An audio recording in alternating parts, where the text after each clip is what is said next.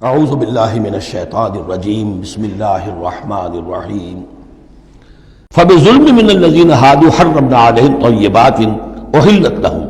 تو اللہ تعالیٰ کی ایک سنت یہ بھی ہے کہ کوئی قوم اگر کسی معاملے میں حد سے گزرتی ہے تو اس کو سزا کی ایک شکل یہ بھی ہوتی ہے کہ حلال چیزوں سے بھی محروم کر دیا جائے، حرام کر دی جائیں۔ تو ان لوگوں نے جنہوں نے یہودیت اختیار کی، ان کی اسی غلط روش کے باعث حرمنا علیہم طیبات، ہم نے بعض پاکیزہ چیزیں بھی ان پر حرام کر دیں، احلت لہم، جو کہ اصلاً ان کے لیے حلال تھیں۔ جیسے کہ حضرت یعقوب علیہ السلام نے اگر اونٹ کا گوشت کھانا چھوڑ دیا تھا تو اللہ تعالیٰ تورات میں فرما دیتے کہ بھئی یہ حرام نہیں ہے، یہ تو اسرائیل نے، حضرت یعقوب نے خود کر لیا تھا۔ اللہ نے کہا اچھا ٹھیک ہے، ان کی جو ہے یہ سزا رہے، ان پر جو تنگی ہے وہ رہے۔ وَبِصَدِّهِمْ عَنْ سَبِيلِ اللَّهِ كَثِيرًا، اور بسبب ان کے اللہ کے راستے سے رکنے اور روکنے کے، اللہ کے راستے سے رکتے بھی ہیں، روکتے بھی ہیں، تو اس کی وجہ سے اللہ تعالیٰ نے ان کو سزا کے طور پر بعض حلال چیزوں سے بھی محروم رکھا۔ وَأَخْذِهِمُ الرِّبَا، اور پھر ان کے جرائم کی فہرست میں یہ بھی ہے کہ ان کا سود کھانا، وَقَدْ نُهُوا عَنْهُ، اور یہ کہ اسے روک دیے گئے تھے۔ سود ان کی شریعت میں حرام ہے، آج بھی حرام ہے، لیکن وہ یہ سمجھتے ہیں کہ سود کا لین دین یہودیوں کا آپس میں حرام ہے، کوئی یہودی دوسرے یہودی سے سودی لین دین نہیں کرے گا۔ لیکن جنٹائلز کے لیے تو ان کا عام قاعدہ یہ ہے، گوئمز اینڈ جنٹائلز، ان کے لیے ہم پر لیس علینا فی الامیین سبیل، ہم پر کوئی گرفت ہے ہی نہیں، کوئی ذمہ داری ہے ہی نہیں، ہم جیسے چاہیں کریں، لوٹیں کھسوٹیں، جس طرح چاہیں دھوکہ دیں، اور تو ظاہر بات ہے سود میں تو پھر کوئی قباحت رہی نہیں۔ وَأَخْذِهِمُ الرِّبَا وَقَدْ نُهُوا عَنْهُ وَأَكْلِهِمْ أَمْوَالَ النَّاسِ بِالْبَاطِلِ، اور بسبب ان کے لوگوں کے مال ناحق ہڑپ کرنے کے،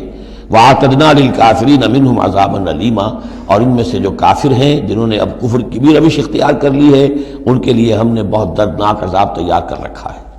لَٰكِنِ الرَّاسِخُونَ فِي الْعِلْمِ مِنْهُمْ وَالْمُؤْمِنُونَ، لیکن جو لوگ ان میں سے پختہ علم والے ہیں، جیسے عبداللہ ابن سلام رضی اللہ تعالی عنہ، اور اہل ایمان جو ہیں، جو محمد پر ایمان لائے ہیں صلی اللہ علیہ وسلم، یؤمنون بما انزل الیک وما انزل من قبلک، وہ تو ایمان رکھتے ہیں اس پر بھی جو اے نبی آپ کی طرف نازل کیا گیا، اور اس پر بھی کہ جو آپ سے پہلے نازل کیا گیا۔ والمقیمین الصلاۃ، وہ تو نماز کے قائم کرنے والے ہیں، والموتون الزکوٰۃ، اور زکوٰۃ کی ادا کرنے والے ہیں، والمؤمنون باللہ والیوم الآخر، اور ایمان رکھنے والے ہیں اللہ پر بھی اور یوم آخر پر بھی۔ اولئک سنؤتیہم اجرا عظیما، یہ وہ لوگ ہیں کہ جنہیں ہم اجر عظیم عطا فرمائیں گے۔ یہاں بھی آپ دیکھ رہے ہیں کہ ابھی تھوڑی سی گنجائش رکھی جا رہی ہے کہ اہل کتاب میں سے بھی اگر کوئی ایلیمنٹ ہے، کوئی کہیں کونے کھدرے میں پڑا ہوا جس کے اندر فطرت جو ہے ابھی کچھ موجود ہے، سلامتی کسی درجے میں ہے، تو جس طریقے سے بھی ہو، یعنی بچا کھچا بھی اگر اس کان میں کوئی ہیرے کا ٹکڑا پڑا ہوا تو وہ بھی نکل آئے، بجائے اس کے کہ ابھی آخری دروازہ بند کر دیا جائے۔ تو نہ آخری دروازہ ابھی بند کیا منافقین پر اور نہ ان پر کیا۔ لیکن الراسخون فی العلم منہم، اب ان میں سے اشارہ کر دیا گیا کہ ان میں سے بھی کچھ ہو سکتے ہیں، باقی اہل ایمان کی روش تو یہ ہے ہی، والمؤمنون یؤمنون بما انزل الیک وما انزل من قبلک والمقیمین الصلاۃ والمؤتون الزکوٰۃ والمؤمنون باللہ والیوم الآخر اولئک سنؤتیہم اجرا عظیما۔ اب جو مقام آ رہا ہے یہ 23ویں رکوع کے شروع میں، یہ ان چند مقامات میں سے قرآن کے جس میں کہ انبیاء اور رسولوں کے ناموں کا گلدستہ آیا ہے۔ مثلا یہاں آپ دیکھیں گے پے بپے بہت سے انبیاء اور رسول کا نام لیے گئے، پھر ان میں سے بعض کی جو اضافی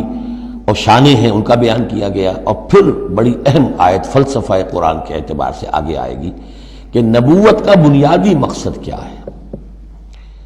نبوت کا بنیادی مقصد،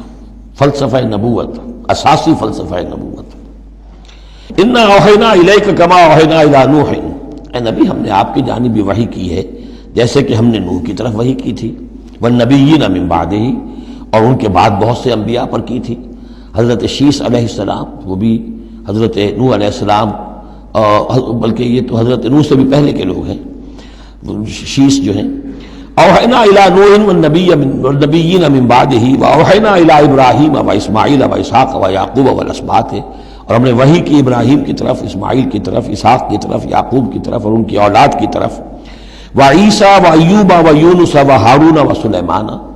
اور عیسیٰ کی جانب اور ایوب کی جانب اور یونس کی جانب اور ہارون کی جانب اور سلیمان کی جانب، وآتینا داود زبورا، اور داود کو تو ہم نے زبور جیسی کتاب عطا فرمائی، ورسلا قد قصصناہم علیک من قبل، ایسے بھی بہت سے رسولوں کو ہم نے بھیجا، یا وہی ہم نے ان کی جانب کی بھیجے ایسے رسول کہ جن کا ہم اس سے پہلے آپ کے سامنے تذکرہ کر چکے ہیں، وَرُسُلًا لَمْ نَقْصُصْهُمْ عَلَيْكَ، اور ایسے بھی بہت سے رسول ہیں کہ جن کے حالات ہم نے آپ کے سامنے بیان نہیں کیے۔